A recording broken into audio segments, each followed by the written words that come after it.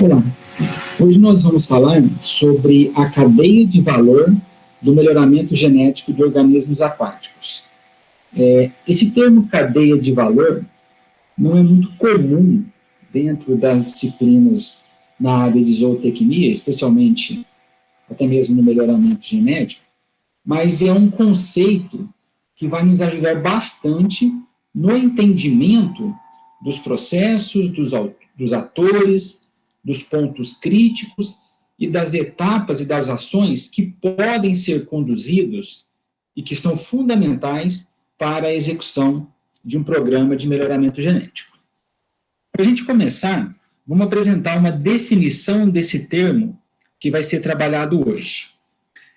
A gente pode falar, então, que uma cadeia de valor é uma ferramenta para o gerenciamento de processos. A gente pode aplicar esse conceito para qualquer área do conhecimento. Ela consiste da descrição detalhada, no caso aqui, nós vamos fazer um detalhamento do melhoramento genético, identificando as etapas, os atores, as funções e as inter-relações entre esses atores. A gente vai especificar os nós críticos desse processo e as barreiras que precisam ser superadas para que a gente consiga aumentar a eficiência do processo e a sua competitividade. Então, quando nós fazemos a descrição da cadeia de valor, a gente consegue propor planos de ações para aumentar a eficiência do processo e a sua competitividade. No caso de um programa de melhoramento, a gente pode medir a eficiência por meio da capacidade de promover mudanças nas médias daquelas características que são economicamente importantes e também no lucro das operações. Então, olha só, para a gente fazer uma visão geral do que é realizado dentro de um programa de melhoramento, a gente tem esse ciclo de etapas que são sequenciais e que acontecem dentro de um programa.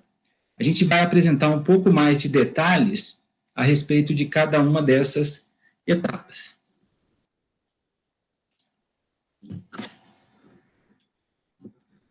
Vamos lá.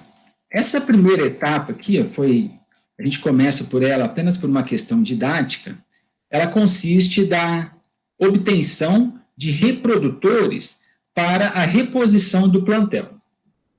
Em um determinado momento, quando a gente está estabelecendo o programa de melhoramento, a gente pode adquirir reprodutores de outros plantéis que são submetidos a melhoramento. Dependendo da espécie, é possível capturar reprodutores na natureza e iniciar o programa de melhoramento a partir desses indivíduos obtidos na natureza, enfim. E num programa de melhoramento já estabelecido, esses reprodutores vão ser aqueles indivíduos selecionados para serem os pais da próxima geração. É bastante importante a gente considerar que na composição desse grupo de animais, a variabilidade genética é uma matéria-prima fundamental para um programa de melhoramento genético. Sem variabilidade, a gente não consegue identificar os indivíduos que são geneticamente diferentes e que são mais úteis, que são mais vantajosos no processo de seleção. Então, a partir desse grupo de animais, a gente promove, então, os acasalamentos.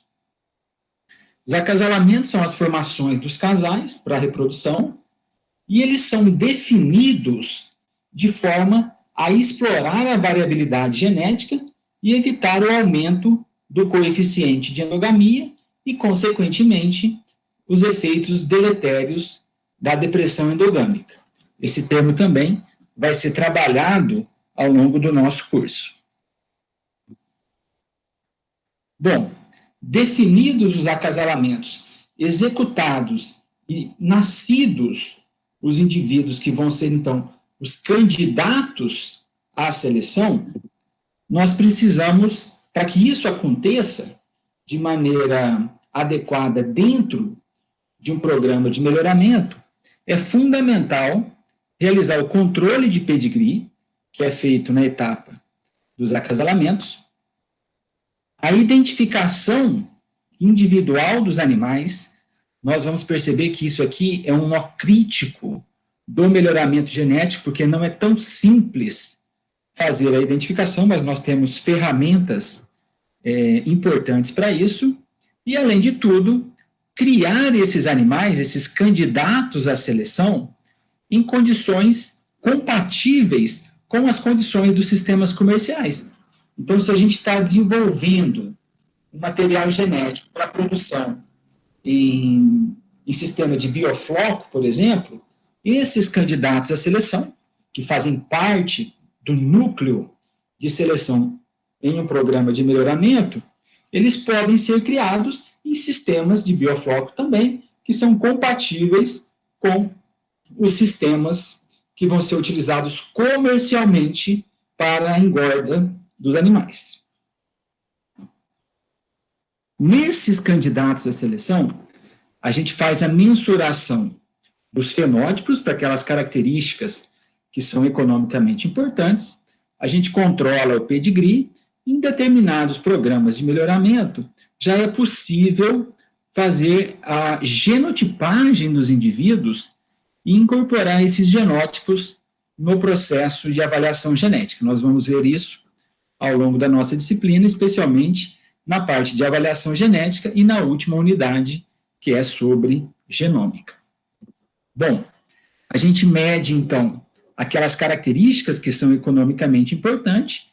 É fundamental o desenvolvimento e a execução de procedimentos padronizados para que essas características sejam sempre medidas da mesma forma e para a gente tentar reduzir ao máximo possível os erros de mensuração. Uma coisa fundamental em qualquer programa de melhoramento é o arquivamento adequado desses dados que são gerados ao longo das gerações, porque eles sempre são utilizados no processo de avaliação genética e eles contribuem para que os animais sejam bem avaliados, para que os valores genéticos sejam preditos da melhor maneira possível. Então, esse processo de predição do valor genético é conhecido como avaliação genética. Nós temos metodologias estatísticas bastante adequadas para essa finalidade, e uma dessas metodologias que nós temos é conhecida como modelo animal. Também é uma metodologia que a gente vai aprender nesse curso, e esse modelo animal, ele fornece os valores genéticos, ele permite a predição dos valores genéticos que devem, então, ser utilizados da maneira mais eficiente possível no processo de seleção. Então, a seleção consiste da escolha dos indivíduos que serão os pais da próxima geração. E quando a gente faz isso, a gente tem que identificar quem são os melhores animais. A gente tem que definir critérios para a identificação e para a classificação dos animais conforme o benefício que eles podem trazer para a cadeia produtiva. Uma das maneiras que a gente tem de promover a seleção é usando o que a gente chama de objetivo de seleção, que é uma forma de classificação dos animais com base no lucro que cada indivíduo pode incorporar na cadeia produtiva. A gente vai entrar em mais detalhes sobre o objetivo de seleção na próxima aula. Então, uma vez identificados os potenciais genéticos dos candidatos à seleção, uma vez feita a classificação desses indivíduos, nós vamos proceder o processo de seleção. Uma parte dos animais, ela é descartada porque em qualquer programa de melhoramento, nós temos animais de baixo potencial genético. E esses animais precisam ser descartados, eles vão ser criados para engorda e vão ser abatidos para produção de carne normalmente. Aquele grupo melhor de indivíduos, na verdade um grupo intermediário, eles vão poder ser transferidos para os multiplicadores, que são aqueles indivíduos, aqueles produtores especializados na produção de alevinos, na produção de ovos embrionados, de juvenis ou de pós-larvas. Então, parte dos animais desse grupo que é avaliado dentro do programa de melhoramento deve ser transferido para os multiplicadores para que eles sejam utilizados para a produção de alevinos, enfim, de outros tipos de sementes. E, obviamente, aqueles indivíduos de melhor potencial dentro desse grupo avaliado aqui, eles vão fazer a reposição do plantel. Então, as etapas, elas podem ser descritas nesse ciclo que está aqui. Então, os reprodutores, a gente tem uma população de reprodutores, esses indivíduos são acasalados, formam-se os casais, faz a reprodução, os indivíduos que nascem compõem um grupo que a gente chama de candidatos à seleção, esses animais vão ser criados em condições de criação semelhantes àquelas que vão ser usadas pelos produtores comerciais. Nós vamos medir fenótipo, pedigree e os genótipos desses candidatos. Vamos usar essas informações para fazer a avaliação genética e, com base na avaliação genética, a gente conduz o processo de seleção. Os melhores animais retornam para esse ciclo sob a forma de reprodutores.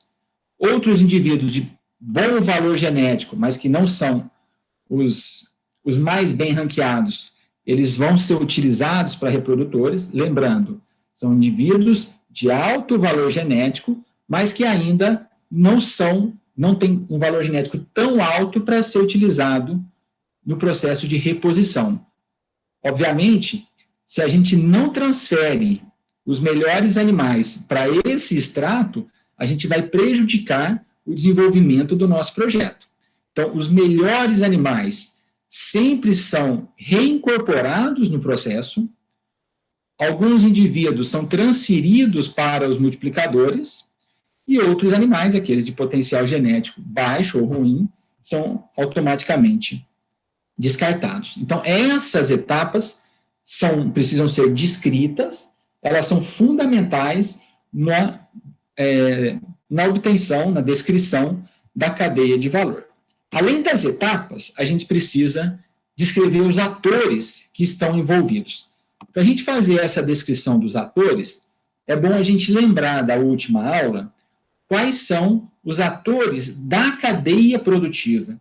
Esses atores, automaticamente, fazem parte dos atores do melhoramento genético, porque as suas informações, as suas funções, precisam ser consideradas no processo de melhoramento. Então, olha só, nós temos aqui o consumidor, que é aquele que define o produto, ele define se vai comer peixe inteiro, se ele quer filé, se ele quer produtos processados, a qualidade desses produtos. A indústria é um ator fundamental no melhoramento genético, porque ela processa a matéria-prima e entrega o produto de acordo com as especificações do consumidor. Nós temos aqueles produtores comerciais que transformam sementes, em matéria-prima, transformam alevinos em peixe, juvenis, ovos embrionados e pós-larvas em matéria-prima para a indústria. Então, todos são atores importantes no melhoramento genético. Nós temos os multiplicadores, que fazem a multiplicação daqueles reprodutores provenientes do núcleo para atender a demanda de sementes dos rebanhos dos produtores comerciais. É importante frisar que esses multiplicadores precisam fornecer sementes em larga escala, porque o número de produtores comerciais é muito grande e eles precisam ter sua demanda atendida pelos multiplicadores. E também nós temos os selecionadores, que são aqueles responsáveis pela promoção do melhoramento genético da espécie e pelo fornecimento de reprodutores para os multiplicadores. Eu queria incorporar nesse grupo de atores do melhoramento genético os consultores ou empresas de consultoria que dão suporte para todos esses atores aqui no desenvolvimento de suas funções. Nós temos técnicos ou empresas que são especializadas em algumas das etapas do programa de melhoramento genético, e elas podem, então, ser consideradas como atores importantes dentro desse processo. Além dos atores, a gente precisa identificar, então, os nós críticos dentro do melhoramento genético. Talvez o primeiro e principal nó crítico que nós temos em um programa de melhoramento genético seja a definição do objetivo de seleção. É esse objetivo de seleção que direciona todo o programa de melhoramento. E, normalmente, ele é um nó crítico, ele é desconhecido porque não se conhecem os valores econômicos das características que são medidas nos animais. E uma das formas que nós temos de superar essas barreiras é por meio da integração de dados econômicos e zootécnicos obtidos em situações comerciais com os valores genéticos dos animais que fazem parte do programa de melhoramento e, assim, estimar valores econômicos para as características de interesse. Esse nó crítico é tão importante que ele é o objeto da nossa próxima aula, onde nós vamos ter todo o detalhamento a respeito da sua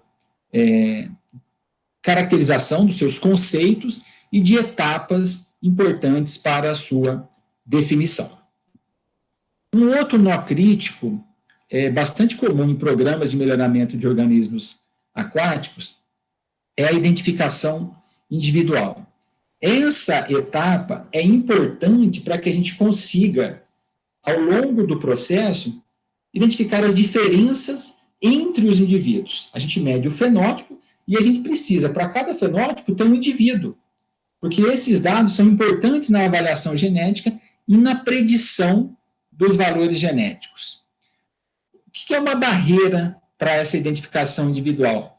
Às vezes faltam elementos de identificação eficientes, dependendo da espécie, nós já temos elementos de identificação bastante eficientes, mas isso não é uma realidade para todos. Por exemplo, tilápia, peixes de porte um pouco maior, nós já podemos identificar com microchips.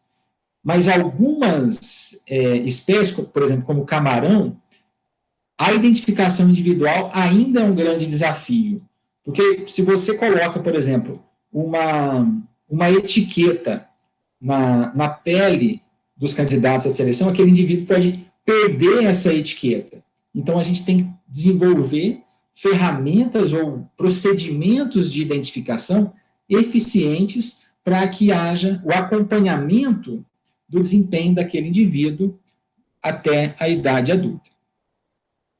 E uma das barreiras que a gente tem decorrentes dessa dificuldade de fazer a identificação individual é o aumento do efeito de família. O que vocês precisam saber nesse momento é que quanto maior for esse efeito de família, mais difícil é fazer a predição dos valores genéticos dos animais com alta acurácia. Então, isso aqui prejudica ou dificulta o processo de identificação dos melhores animais, tá certo?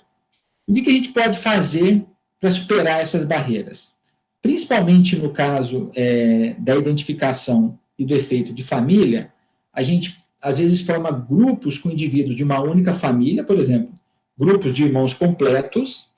A gente mantém em um mesmo grupo apenas indivíduos de uma família até o momento em que eles puderem receber a identificação individual. A partir do momento que os indivíduos recebem a identificação individual, e isso vai acontecer quando eles tiverem um tamanho mínimo, eles podem ser transferidos para os tanques de criação conjunta de animais com animais de outras famílias. E uma outra alternativa é distribuir indivíduos de uma mesma família em vários grupos. A gente usa aqui no nosso laboratório dividir os grupos de irmãos completos em pelo menos 2 ou 3 APAs até o momento em que esses indivíduos podem ser identificados individualmente e transferidos para os tanques de criação conjunta.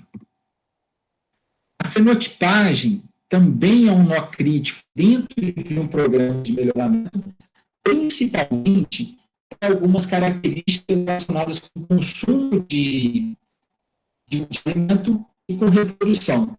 Isso, na verdade, não é desafio apenas para programas de melhoramento genético de organismos aquáticos, também é uma barreira para programas de melhoramento de bovinos, suínos e outras espécies de maior porte. O que nós podemos avaliar para isso são procedimentos indiretos para a mensuração do consumo e o desenvolvimento de alguns protocolos para a mensuração de características reprodutivas. Isso tudo pode ser planejado e pode ser executado caso seja interesse do programa medir esse tipo de característica. Uma outra situação, e isso é bastante específico ou até mesmo relevante para peixes, é com relação à reprodução.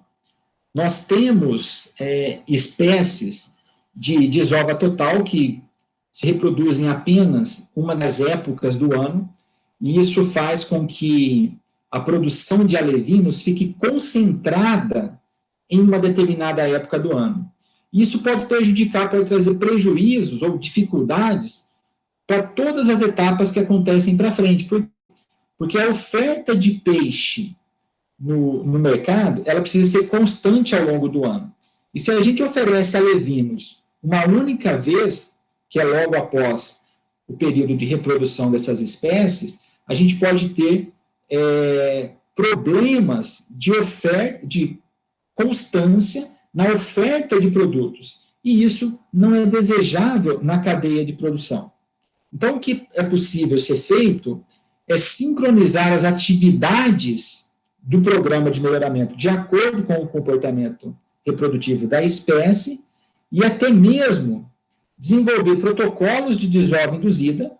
Algumas espécies respondem bem, outras não respondem tão bem a esses protocolos, e também aí uma etapa, uma ação de ordem prática, mesmo se a gente consegue produzir alevinos em uma única época do ano, a gente pode tentar controlar o desenvolvimento desses alevinos para que a gente ofereça juvenis de maneira sincronizada ao longo do ano. Isso é uma opção que pode ser estudada e que pode ajudar na superação dessa barreira.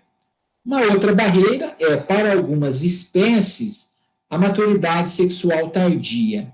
Isso aqui é particularmente importante em um programa de melhoramento genético, porque está relacionado com o início da vida reprodutiva e com o intervalo de gerações. Quanto mais cedo a gente consegue colocar uma espécie em reprodução, menor é o intervalo de gerações e mais rápido pode caminhar o programa de melhoramento genético. E isso ainda é uma barreira para algumas espécies. E o que pode ser feito para superar essa barreira é fazer a seleção para precocidade sexual, ou seja, para reduzir o início da vida reprodutiva. Um outro nó crítico que nós podemos identificar em um programa de melhoramento de organismos aquáticos está relacionado com a dificuldade de execução dos acasalamentos planejados. Às vezes a gente promove a seleção, a gente planeja os acasalamentos, ou seja, a gente define qual macho vai se acasalar com qual fêmea, e no momento de executar esse acasalamento, no momento da reprodução, o macho e a fêmea não estão na mesma fase, não estão reprodutiva. Então, às vezes, a fêmea está apta à reprodução e o macho não, e às vezes o macho está apto à reprodução e a fêmea não está, que é, na verdade, o mais comum, tá certo? Então, isso faz com que, na prática, às vezes a gente não consiga executar os acasalamentos planejados.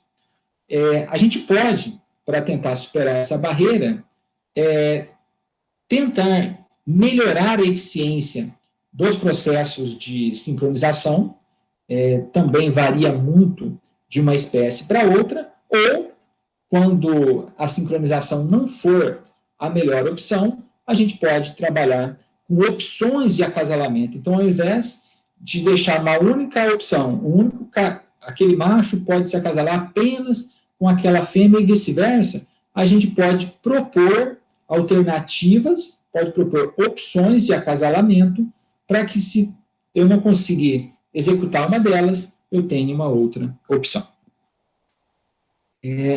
Um outro nó crítico, e esse também merece destaque, é a defasagem genética entre o núcleo e o multiplicador e, consequentemente, entre o núcleo e o comercial. O que é defasagem genética? Defasagem genética é a diferença do potencial genético dos animais que estão no núcleo de seleção e aqueles animais que estão em um extrato posterior, ou no multiplicador ou no comercial. Quanto menor for essa defasagem, melhor ou mais próximo dos animais do núcleo estarão os animais do rebanho multiplicador ou do estoque comercial, tá certo? E quanto maior a defasagem, mais tempo a gente está levando para que aquele material genético selecionado e melhor do núcleo seja transferido para o rebanho, para os grupos comerciais, tá certo? Então, a gente sempre tenta estruturar um programa de melhoramento genético para manter a defasagem genética a menor possível. E isso acontece porque, em determinados momentos, a aquisição de material de reposição pelos multiplicadores pode ser cara. Então, o que acontece? Um determinado multiplicador compra reprodutores de reposição e ele usa aqueles reprodutores por um tempo muito longo. E o que acontece nesse tempo muito longo que ele está usando os reprodutores e não está fazendo a reposição? O núcleo faz a seleção constante e vai evoluindo geração após geração.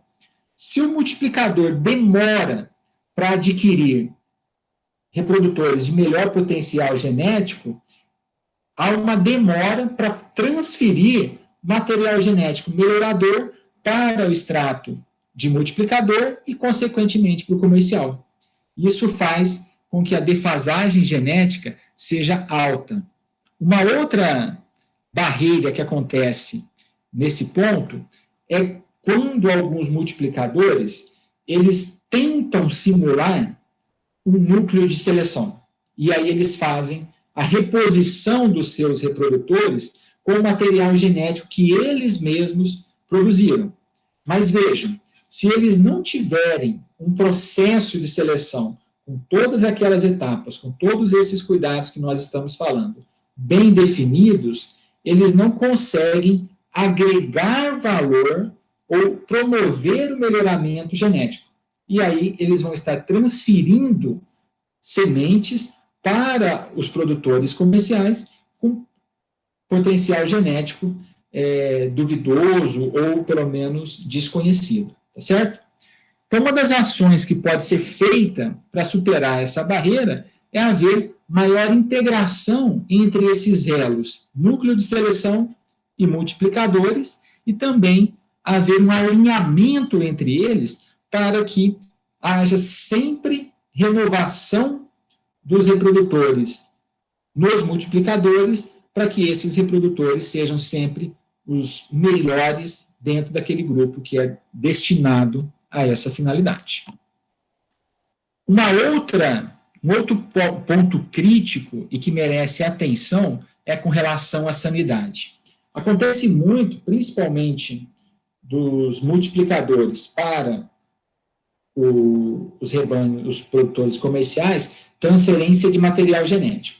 Então, é fundamental haver um controle sanitário, tanto no núcleo, quanto nos multiplicadores, para evitar a transferência de material genético contaminado de um extrato para o outro dentro dessa cadeia relacionada.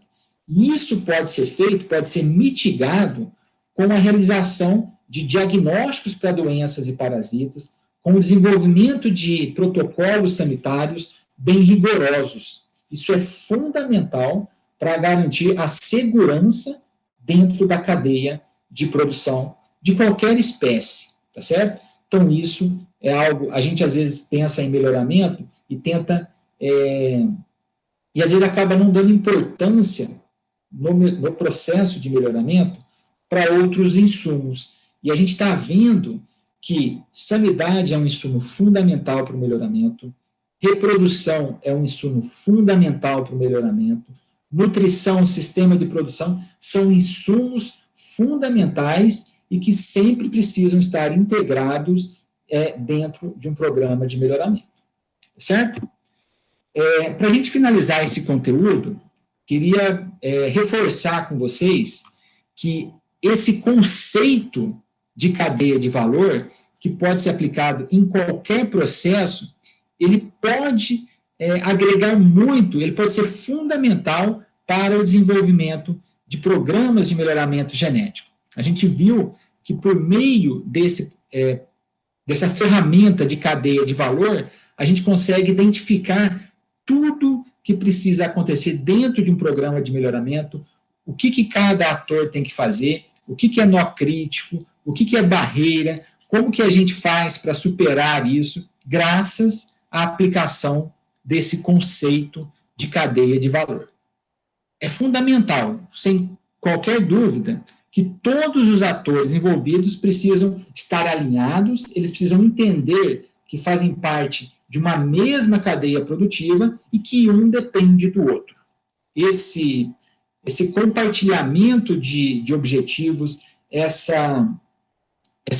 trabalho conjunto é fundamental para a cadeia produtiva. E a proposição e execução de ações efetivas para superar essas barreiras, a gente listou aqui algumas delas, mas provavelmente existem outras, é fundamental para aumentar a eficiência do processo. E quanto mais eficiente for o processo, maior é a capacidade de agregar que esse processo pode ter dentro de uma cadeia produtiva. Mais uma vez agradeço a atenção de vocês, estou à disposição para críticas, comentários, algumas dúvidas, fiquem à vontade para se comunicar, e na próxima aula a gente vai falar então sobre objetivos de seleção para programas de melhoramento. Nós vamos entrar em detalhes a respeito desse tema. Mais uma vez, obrigado, estou à disposição.